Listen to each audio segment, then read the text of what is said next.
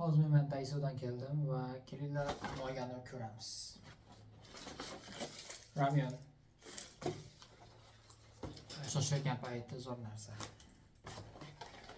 Kombucha, ya'ni prosta ichimlikni ichsiz bo'ladi va ovqatdan keyin hazm qildiradi va trenirovkadan keyin ham ichsa bo'ladi. Zo'r narsa, ozdiradigan narsa. Murch men yaxshi ko'raman.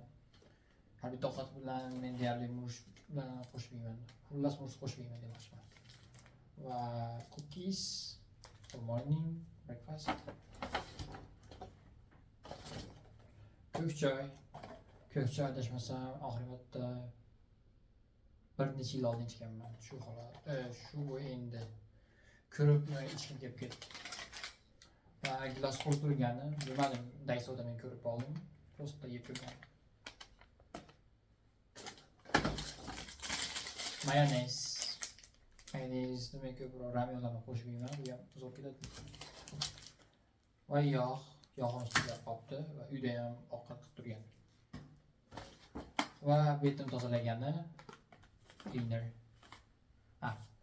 cleanser. Xullas shu. Buni hammasi menga ofshi 20 mingga tushdi va bu taxminan $15.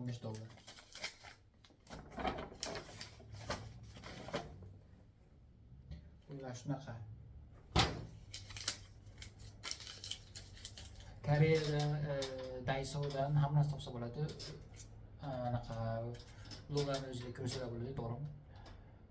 Daiso'da obzor qilganman. Daiso'dan shunaqa narsalarni yeguliklarda topsa mumkin, lekin meva-chevalarda gipermarketlardan olgani yaxshiroq.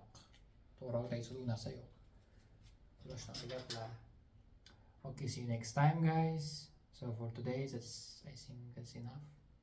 Bye bye. See you. Oh, I forget. If you wanna see more about Korea, just follow me and just keep watching me. Thank you, guys. Bye bye.